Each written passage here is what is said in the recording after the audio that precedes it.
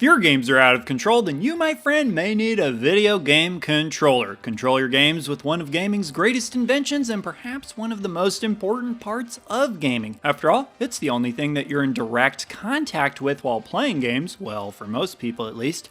As a result, controllers have a fundamental influence on the gameplay experience. Using certain controllers can feel like what dreams are made of, while others can feel more like a nightmare. Bad controllers tend to make their presence felt. In fact, I'd argue that when a controller is truly doing its job, you're not even really thinking about it anymore. You're just thinking about the game itself. It's like the controller's not even there anymore. If you're playing a game and your controller is constantly reminding you that it exists because it's preventing you from doing what you're trying to do, that's a sign of a bad controller. But to be honest, I find you can get used to most controllers eventually, no matter how off-putting they may seem initially, at least if we're talking about first-party controllers. Even some of the more criticized ones, like the Dreamcast and N64 controllers, certainly have their fans. And if I can be completely forward with you, as much as the N64 controller bothers people, it's never really bothered me because I had so much fun playing multiplayer games with my friends growing up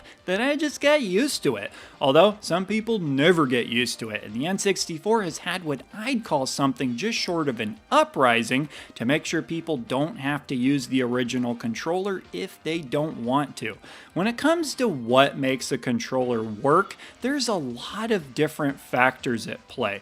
You have size, shape, and the overall ergonomics that go into how comfortable it is to hold. You've got the buttons, D-pad, and/or analog stick placement, which often goes hand in hand with the comfort aspect, and you've got the console and therefore the types of games that the controller was designed for, which of course goes both ways since you then have games which are designed for that controller. Heck, a game like Nights into Dreams is practically synonymous with the 3D analog controller.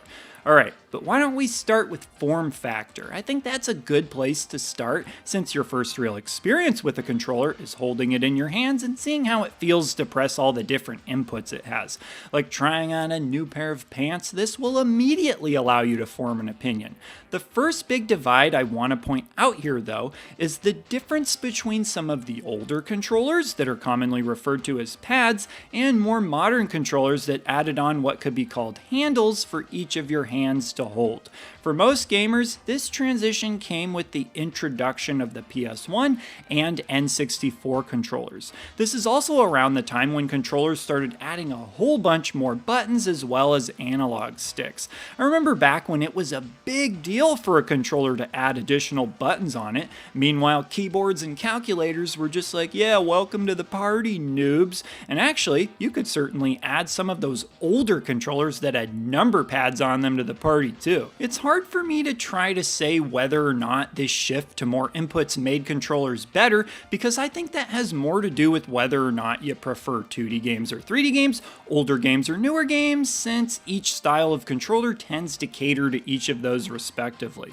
Although, something I've seen from a lot of people who aren't as familiar with video games is that more modern controllers can seem a bit overwhelming at first. Looking at the controller like they've just been asked to fly a plane with no prior training. I feel like people don't trust controllers that hide buttons from them either. Like, what is this sneaky Z button up to under here?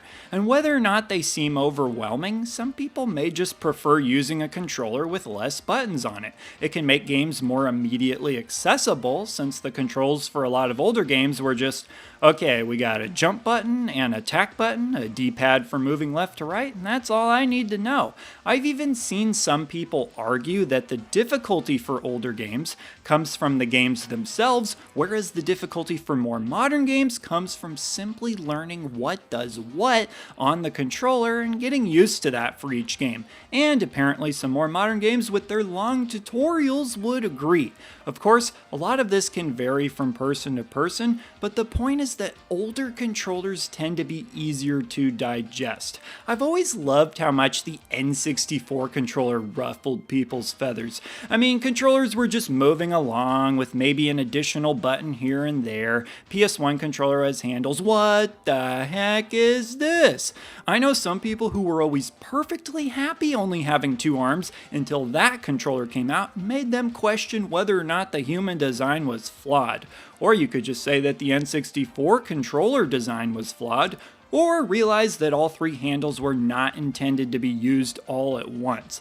Also, when it comes to form factor, different controllers feeling more comfortable in different hands all makes sense, but I do want to also point out that oftentimes your comfort will be determined by how tightly you grip your controller. Ideally, you don't want to overdo it, but games can get tense, and I know some people really clamp down. Okay, let's talk about D-pads. If there's something a retro gamer loves, it's a nice directional pad. It sure seems like D-pads aren't made as good as they used to be, doesn't it? At least when it comes to first-party controllers. Well, in more modern games, D-pads often get delegated to additional button presses, as opposed to older games where a D-pad was what you would use to navigate your character. And with the amount of precision and timing required in older games, having a good D-pad was imperative. I think the majority of the D-pads during the 8 and 16-bit eras were pretty reasonable, most of which I would call good. As for the best, that's heavily debated, but I often see people bring up the Sega Saturn controller, the Model 2 that is, which, funny enough, was the Model 1 in Japan. Funny how that always happens to us. I mean, we all remember the Duke, why not just start us off with the better controller? At least they spared us from the prototype N64 controller we almost got, but oh, that Sega Saturn controller with its sweet D-pad, which, by the way, is essentially the exact same thing as the Sega Genesis 6-button controller. So that controller deserves just as much credit, if not more, due to coming first. Of course, both controllers also have something else going for them, being 6 buttons all nice and close together, which works great for fighting games that have 3 punches and 3 kicks. The controllers that had shoulder buttons were nice too, since it allowed you to press multiple buttons either at the same time or without having to move your thumb to a different position. There was also the good old thumb rock that you could do with controllers that had the diamond layout, where you could either press one or both buttons at the same time by rocking your thumb. Not a bad dance move either. Although I should mention that you could also sort of do this with controllers that had buttons close together by placing your thumb on top of both buttons at once. Alright, but what about chords? Does anybody care about chords? Eventually we got to the point where most controllers are wireless by default, but back in the day it was chords all the way. And it seems like having chords that aren't long enough is a real quick way to piss off any gamer, but I don't know. For me personally, I can't really think of any time that chord length was an issue, and combined with the fact that I feel like I spend half my life winding up controller cords, you won't ever catch me rioting for longer cords. Yeah, the NES Classic with those 3-foot cords were definitely a problem, but usually controllers will give you 6 feet and that's enough to do the job. Although, depending on your setup, it may not be, and nothing's worse than just barely not having enough cord. Still, you can get extension cables if you need to, and I've always found it amusing how comically long some of these cables can be. Like, what, you need to play your games from the other side of the house? Oh, and always remember to put your cords away when you're done because they'll come back to get you.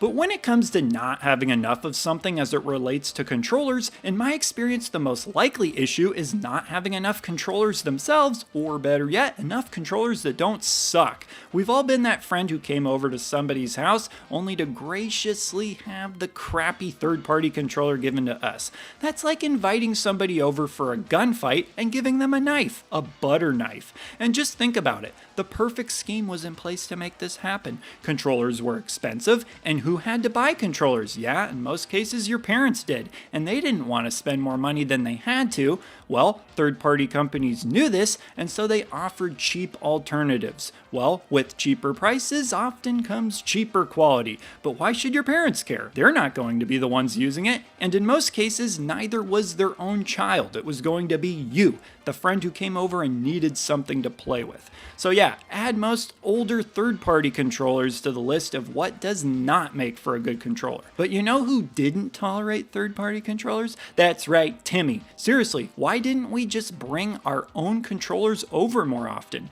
Kids aren't great at planning ahead, I guess, but not Timmy. Timmy's name was all over everything. Didn't want any of it getting lost. But who's got all your gaming stuff now, Timmy? Ha ha!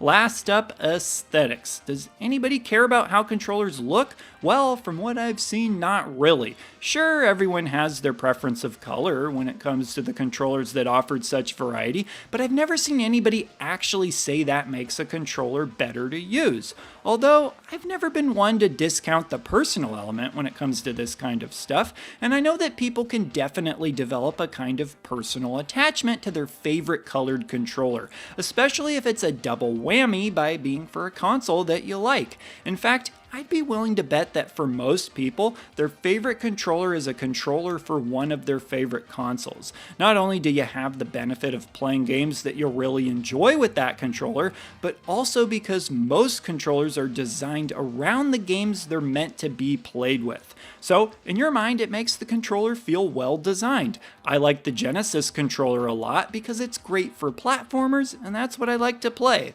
Boom. But with all that said, for this video's question, while I'm assuming most of you will say what your personal favorite controller is, I thought it would be fun to ask which controller you think looks the coolest too. Come on, who's gonna say the Wii U gamepad? Anybody? Well, whatever your answers may be sure to leave them in the comments, and I will see ya in the next video.